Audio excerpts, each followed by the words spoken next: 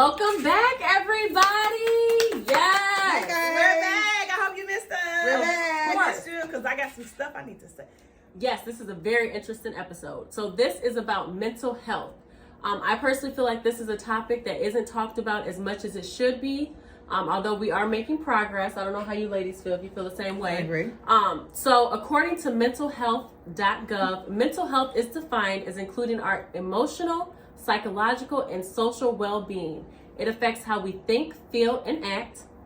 It also helps determine how we handle stress, how we relate to others, and how we make choices. So mental health is important at every stage of your life, from childhood all the way through adolescence, all the way through adulthood. So just a few questions for you ladies. When you feel yourself getting anxious or overwhelmed, what do you do to cope with it? Let me explain something to y'all, because I feel like when I get anxious and overwhelmed, I need to isolate myself. And for some reason, other people take that personally.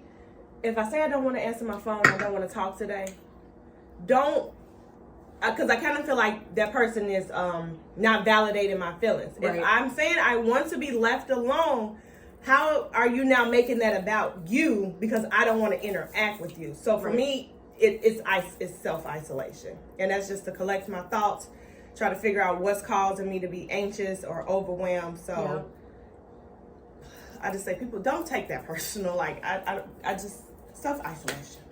I agree. Self-isolation. Maybe smoke a blunt. Honestly, it's the truth. It helps. Have a cocktail. I do breathing techniques, like inhale, exhale. I actually noticed that actually works. I've never seen you do that. Are you telling the truth? No, seriously. No, so I'm serious, y'all. I inhale and exhale. Seriously. But my main thing is roll up. Okay. Drink.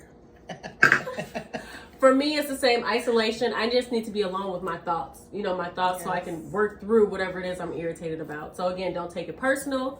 I'll circle back eventually. Right. But just leave me alone for now.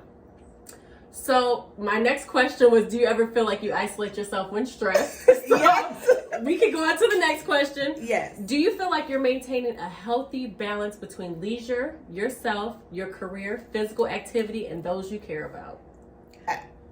Go ahead. I wasn't at first, but I can say that it's funny that now that mental health is we're more aware of it. I am looking into those things, looking up things, researching more about what can I do, to maintain my mental health if I'm having, these breakdowns or whatever that I'm dealing with. I completely agree. Same. I wasn't. Right. Until I felt myself getting completely anxious and overwhelmed on a consistent basis. And I would just wake up already anxious or tired or just exhausted. So now that I've identified the issues that I'm having, I have been working on them. And it's more so a personal reflection, because at first I'm trying to not work on, but I'm seeing how other people are affecting me. Guess what? I can't fix them. I can fix me first and how I want to deal with them, how I want to speak with them, how I want to interact with them. If my energy is off, I'd rather remove myself until I get my energy right. Because once I'm negative, everything around me is going to exude negativity to me. So I'm balancing it back out now. And to speak on that, y'all part of the reason why I lost my balance, because last year we all agreed that we were going to do something or travel somewhere at least once a month. Crickets. I ain't heard nothing. So that was something too. Blame it on COVID for us traveling. But what about She was the main one who said she wasn't going to travel this year. No, I found that I actually was relieved or found comfort in having something to look forward to each month. Whether it was just going on a staycation, going on an actual vacation, going to get massages. We said we were going to do something once a month. Right. And when we didn't do that, I realized I didn't have anything really to look forward to unless I made something happen. But other than that, so I think a coping mechanism is to have something to look forward to. That's something true. that so what I'm hearing is we're the only people that you hang out with? Kind of, sort of. We are all just us. I love it. At the top, it's y'all just the only ones I hang out with. Kind of, sort of. And then again, it's an energy, it's a vibe thing. I want to be around people that You can you be know, ourselves. right? With, that I can have a good time with. I can joke, exactly, or whatever. I don't. No drama. Right. Oh no, baby. And that's do what I get drama. We have a little but that's what I'm we saying. learned to deal with our little drama. I was just about to say everybody kind of knows Exactly. each person's personality to kind of help, and it's important too with mental health too. Yeah. If I know she in her little mood or whatever, you know what? I'm gonna go Leave her alone. Right. If I'm hungry, I need to take a nap. Right, they know when I'm hungry. No, I'm not about to do and participate in nothing until I eat. But yes, to answer your question, there we go. Okay. Go. Probably I'll say no. So you gonna fix that, or you happy with not balancing? I'm just happy with the answer. No. Well, that's all people are okay with being who they are, and that's okay. That's Okay. Not a balance. Moving along. Because I didn't answer. Oh, sorry. Because I asked a question. Like you said, at first I didn't have a balance, but I'm learning that all these things are important. So I'm still struggling a little bit with my balance, but I think that I'm making progress. Yeah, I believe we all are. Yes. I agree to that. So with that being said, if you haven't had balance, have you ever found yourself having a mental breakdown? And what did that look like for you? Thoughts everywhere. It's just I don't eat. You know, my sleep pattern is off. When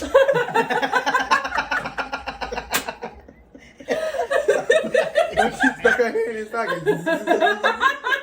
When she turned into Carrie. We've experienced yes. breakdown. Y'all are crazy. We call her We call her Carrie. y'all. Carrie. And Carrie you do not want to get her, what was it, irritated? Irritable. Irritable. Get her irritable. I was irritable one time and they won't let it go. And we will never let her get She irritable snapped again. on us, y'all. We was terrified. Scared. That was it. No more irritable. Next. I felt the same thing. I felt like I just had a breakdown where I was just overwhelmed. Was cry. But the thing about it is, I cried, I screamed, I let it out for the moment, but I didn't let it keep me down there. Right. Although it was a little bit of a struggle to not stay in that. But I guess it's the type of person I am. I don't want to be in a pity party. I don't want to have other people join in my pity party. So I had my moment, broke down, whatever, and then, found ways to build myself back up. And you know what's something that I want to address about that I found within myself, I having breakdowns, is I do this a lot. Like, I don't have a real breakdown because I hide it. I cover it. I always pretend like it's all right. I push off a lot of stuff like I ain't about to worry about that. Yeah. And sometimes that right there is a sign of having a mental breakdown by just bottling it up and sweeping it under the rug like, well, I ain't gonna worry about that. And that's not really healthy. So I'm trying to get into more healthy ways of, if I'm breaking down, how do I deal with it? What do I do? Instead of just like hiding it. That's a real Sweeping one. under the rug. Sweeping under the rug a little bit, but that's that. Have you ever experienced racism, and how did it affect your mental health? Oh my God, let me tell y'all. I literally experienced racism probably like a couple weeks ago. Really? So I was in Hickory Hills on my way to work. And I went in a gas station, and it was crazy because it was an Arabic guy that was there. And so he spoke to the lady that was in front of me, which I'm not being racist or anything, but it was a white lady that was in front of me. He spoke to her, but then when I came up, he did not speak to me. And so I was like, hello. And he was like, oh, I'm sorry. He said, normally you guys are rude and not nice. Wow. And I was about to go into a whole thing with him, but I was just like, yeah, we all are not like that. And you have a good day. And then he changed how he was towards me, but I'm not going to lie. I sat in the car and I was just like, I couldn't believe it because I was like, what do you mean? And it's like, you guys are exactly, like you that. guys are normally rude. And I'm like, Wow. I couldn't really judge him because I'm like, well, maybe some people do come up. And I told him, I say, yeah, it's not everybody. Just like I wouldn't judge you and be right, like, to say, exactly. Now I feel like exactly. everyone of your race is exactly at the ignorant. gas station or something right, like that. like yeah. for you to have that thought process. Yeah, so racism equals ignorance. Yes, Anybody can be racist because any culture, any race, ethnicity, national origin can be ignorant. So let's just put that out and that's there. what I thought he was. But yeah, I was very upset about that. But with that, like I say, racism, ignorance, that can affect a person's mental health. And the question came about because I can't think back if I ever really had a personal. I mean, you get the normal, like you said, when you walk in, you get the stairs, right? And it's funny to even call that normal, but where I found it was affecting my mental health is the area that we live in, and that we're raising our children in is predominantly of another race.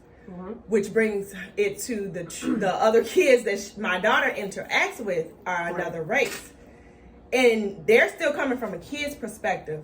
But as a parent, you're already defensive and very protective. Yep. So when she's asking to go over there and spend, first of all, we're not the spend the night type of parents. Like, you're just not going to spend the night at everybody else's house. Then now we have another boundary that these people are not of your race. So just because they're not racist or ignorant, I don't know if the daddy is, the uncle, the grandpa, the brother, or anybody that comes into that house. So her dad and I are looking at each other like, okay, we wanted to be a kid and we wanted to be, but we literally had to just one day explain to her, like, not all people are good people. And we cannot be fully comfortable allowing you to go to somebody else's house. Again, we're already worried about other issues. Now we have to add a layer of race on top of that. So now she can't, really spend the night at her best friend's house. I mean, we'll let her go over there. They'll play. The little girl, she'll even come to our house. But it's just a level of fear that I don't think other races really have to experience. And again, that might be an ignorant comment. But there's a level of fear as a black parent that I feel for my kids when they're not with people of the same particular race or culture. I agree. And like I said, that affects my mental health because now, like I said, my anxiety is on high alert. And because, again, already anxious when they're out of your sight. But when it's with another race, I realize, really wow, dang, we have to check ourselves. Like, that's a whole nother level of fear. So, I agree. Yeah. Any other racism experiences? Moving along. Okay. So, my question would be, can you prevent mental health problems? Absolutely. There are a lot of things that you can do. Like you said, you can meditate, being aware of it, reading about it. Anything else? The main thing is being aware, most definitely. You have to realize that there is a problem. Right. And then, like I say, learning in myself, finding balance. I'm finding self-care and what that actually looks like for me. Because my definition of self-care, I now realize it needs to be outside the house. Because trying to self-care in the house will not work. Doesn't work. It's not working. And everybody's self-care is different. Like, mine is my nails or my lashes, working out, yoga. Somebody to be shopping. Exactly. Yeah, I could do some shopping. Traveling, I need to get back to doing that. I tried to take it away from myself, and I realized that's causing a lot of mental don't do that. issues for me. Because again, I didn't understand balance. I'm like, okay, well, last year I spent so much time traveling, so this year I need to focus on building my career. It's, again, I told you I'm either black or white, so I have to literally learn. Okay, you can still work towards your goal, but you can also still do the things that you really enjoy and find a balance in that. There we go. Okay, my next question would be, what causes mental health problems? I'll say work, kids, everyday life stress, expectations of yourself, expectations from other people, toxic relationships. And toxic relationships can range from boyfriend and girlfriend, girlfriend and girlfriend, husband and wife, mother, daughter, mother, father, whatever. Any type of relationship can affect your mental well-being. Absolutely. And my last question is, what do I do if I'm worried about my mental health? And so my last question would be, what do I do if I am worried about my mental health? What are some things that you guys do if you're concerned about your mental health? I think it's a good thing first that you've even identified, because sometimes we walk around and acting like everything is normal and keeping it to yourself. So one, I feel like, talk to somebody, like at least get it out. Because a lot of times you find that whatever issue you're dealing with, there might be somebody else dealing with the same issue. So sometimes that helps, hearing another person like, dang, I'm really not alone. Somebody else is going through it. Also, being honest with yourself. Mm-hmm. Because like I said, a lot of times, and I've even been guilty of it myself, acting like I'm okay and I'm really not. Yeah. Yep. And I'm really not, because I'm trying to put the needs and wants Exactly. of everybody else. Yep. And it only comes out later because now I'm irritated. Yep. Because I didn't really say what I wanted to do or how I really felt. So Yep. I think being honest and open with yourself. Of course. For me, internalizing, like I have to process, what's going on, what are going to be my steps to get me out of this situation. But again, like you said, talking to someone, seeking a therapist, don't be ashamed to seek help, professional help. Reading about it. Yep. Researching. Hi guys, and because we understand the importance of mental health, we did decide to call in an actual professional to discuss further mental health topics, issues, and just a general overall conversation. Today we have with us Dejon Barnes, who is a MALPC, and he's going to give us some information that we feel is important for everyone to know. Okay, so something that was really big for me is, I don't know if you all had heard, but Miss USA had committed suicide back in February. And just reading through a lot of the articles, they were saying that she has high functioning depression. Mm-hmm. So I wanted to know, how common do you find that in individuals what does that you that talk actually to? look like when you say high functioning? What's the difference between, I guess, high functioning and just regular depression? Well, high functioning in any mental health capacity means it seems like you can maintain all those daily activities of living. You're getting up, you're going to work, you're interacting with people, yet the dysfunction is standing. Now, in the average presentation with depression, I can't get out of bed, I don't want to interact with people, I don't want to talk to anybody, but some people, it's like functioning substance users. Like you'll have the person. I've heard that when you have a functioning alcoholic. Yes. Okay. So meaning they can go to work, they can be very productive, but it's kind of fueled by the desire that they need to maintain whatever habit it is. So in the depression means I know I still have to push through. So if you have someone who is their Miss USA, that's pageant and presentation 24/7. I can't let this thing stop me from doing what is essentially my job. Right. So, I mean, it means you're pushing past the symptoms or even self-medicating. That could be, she could have been prescribed some sort of medication, just an antidepressant that just allowed her to progress. But if she was not seeking therapy or in therapy to help deal with the symptoms as a whole, she was just maintaining. And then sometimes you can get to a crash. Anybody can get to a crash when your stress amounts are exacerbated. So I can imagine that being a public figure, then all the beauty expectations and all the criterion that is needed to be and expected of a Miss American person. Yeah. That could have been a lot. It was a lot of pressure because she was part of the trifecta that year with all African American women winning that year. And I find that interesting too, because it seems like that is something that would go undiagnosed across the board. So what is a key trigger or term or something to look for in somebody who would be considered or diagnosed? And it also, is that something that has to be diagnosed? Depression itself is generally diagnosed, and there's all sorts of when the DSM-5 now was kind of recoded. You can be on a spectrum, meaning it could be moderate to mild to low functioning, it could be episodic and things like that. So you might shift from being it's so intense I can't function to it's just mild because your stressors aren't exacerbated. So, but depending on how much was dumped on a person at a time, that can vary from day to day to week to month to month. That's very true. So, and what do you do when it's actually just in its a moderate or mild form, when you can go to therapy so it doesn't exacerbate into something intense or severe, which is generally the higher end of any spectrum of mental health. When it's severe, meaning we're almost in crisis. Right. So this is my question, because like a lot of people like to just claim the mental health thing. How do you actually know that you're battling, mental health?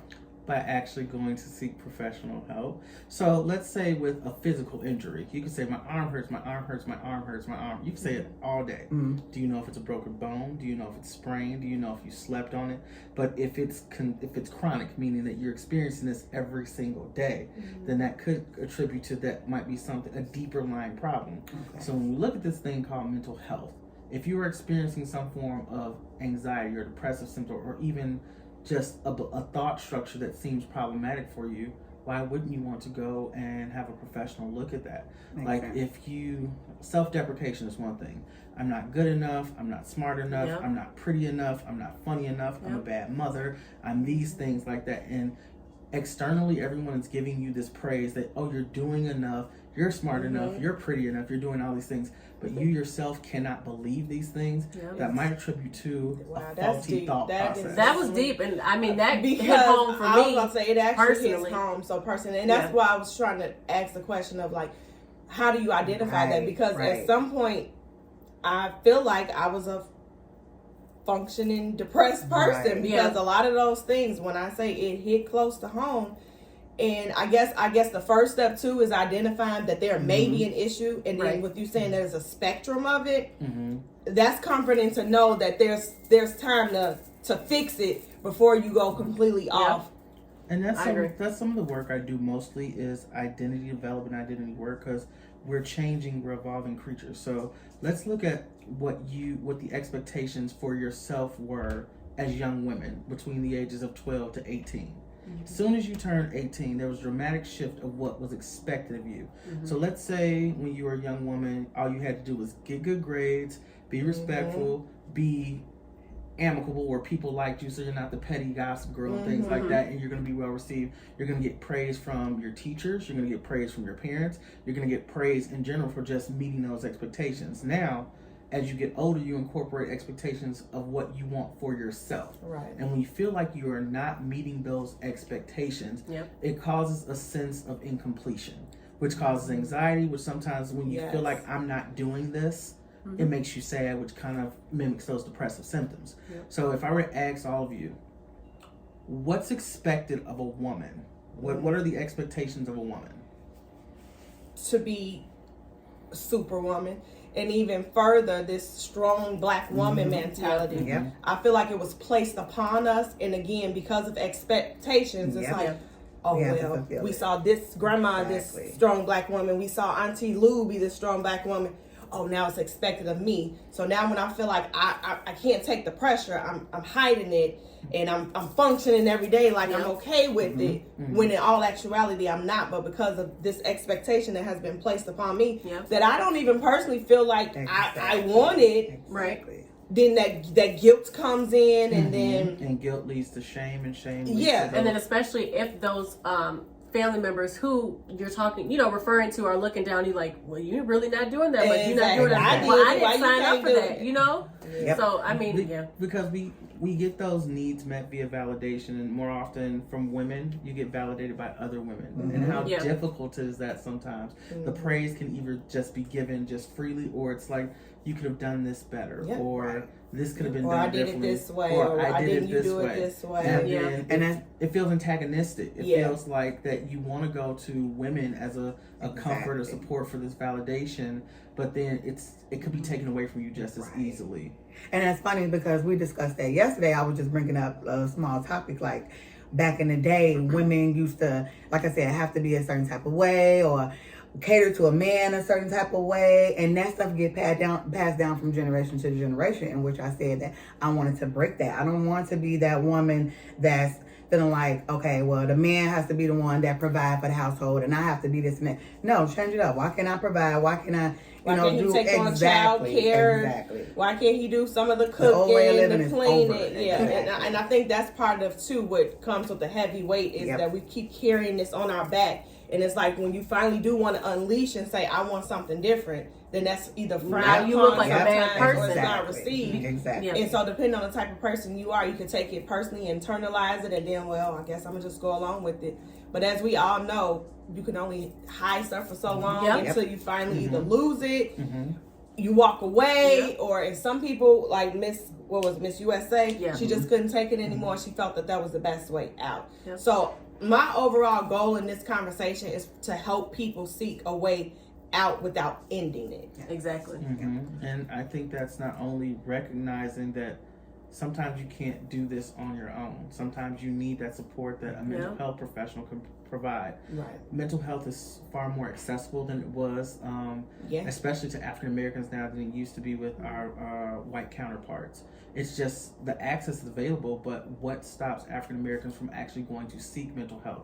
Because there's still the idea that it's stigmatized, that is frowned upon. Yeah, that was my other question. I think it happens a or, lot in our community because of the stigma of mental health to begin with. It was just if you go see a therapist or psychiatrist or anything, you were just crazy. Exactly. And then that was frowned upon. Because why were we frowning upon somebody who had a sickness? problem. That was an issue. Because originally that under felt the like a rug. loss of spiritual validation. And one thing I always do with African American clients is that God put me in a position to be able to help you in this way, just like he put a preacher or a pastor in a way. If it's something like a conviction of spirit, I will automatically defer that person back to their religious belief structure, because that's not the role I play. But if we're using words like anxiety, depression, and things like that, then your pastor or religious figure, some of them are very progressive, and will say, pray on it, but also seek help where you can. And sometimes that was a struggle, especially as older persons now are realizing they can benefit from it, but it feels very uncomfortable because it feels like I'm not turning to the right sources for this. I'm not turning to the church, which is generally a source of mental health care. That's what it was back then for African Americans: the church, barbers, family, and things like that. But the hangups that came was these persons were inexperienced, so they were just giving you life advice and personal experience. And they were providing an ear, which is great, but you also might need some professional feedback, which people can be very responsive to. It's just like if your doctor told you, hey, I think it's great that someone suggested this diet to you, but let's us look at you as the individual and how you're going to respond to that diet, because it might work wonders for them. For someone else, but it might for not work well for you because of the way you metabolize things or your diet or your body type. So I always bring it back to, you're going to get the best help from a professional who has the most dealings with those avenues. Your question, the traumas people sometimes experience in their youth can shape the way they handle a lot of situations, the way they process interactions. So if I felt as though something was very important to me and no one listened to me, I'm going to feel as though that, why would I tell someone something important? No one's going to listen anyway. And generally it comes from our caretakers or the interactions we have with people at home. And I'm not saying parents were bad, because then that goes into how parents can be very busy trying to give their children really good lives, but then that component of, I need you as a parent, not just what you can do for me monetarily, but I need your time and your attention. And sometimes you can't get that, so people start seeking that in relationships, and sometimes being in bad relationships just because they do get time and attention, albeit negative, which can look like controlling. Oh, this person cares so much about me because they're texting me 24/7, you know where I'm at 24/7, you know. But is that healthy? Can you have healthy interactions where this? Yes. Yeah. Okay. I've been learning that. Healthy boundaries. Healthy boundaries. Yeah, boundaries. So that brings us towards the end of the show. But as always, we want to leave you with words of inspiration or a motivational quote. And we do hope that you find some of the conversations that we had today useful. And if you are experiencing any type of psychosis, depression, or any mental issues, that you find services to help you with whatever you're going through. Don't be afraid. Right. So with that being said, my quote is, there is a difference between giving up and knowing when you've had enough. So don't give up on yourself, but identify things that are affecting you and find ways to deal with those things so that you can keep going. And mine would be, your growth owes no one an explanation. Boom. Do not explain nothing to somebody about why you want to grow, why you choose this, why you choose that. Do what's best for you. Mine is always, and I mean always, put yourself first and have a glass of wine. Amen. And lastly, mine is that you cannot control everything. You know, sometimes you just need to relax and have faith that things will work out the way they're supposed to. Let go a little and just let life happen. So, again, like Tandra had mentioned, thank you all for joining us today. I hope that you enjoyed this episode, and I hope you really got some takeaways, and I hope this was able to help somebody, you know, in need. So with that being said, be sure to tune in to next week's episode. We're dropping it on Wednesday at 6 p.m. Central Standard Time. And it's regarding travel, something that we all love to do. It's time for me to go somewhere. Thank you, guys. And so as always, don't forget to like, share, subscribe, and comment below. Thank you.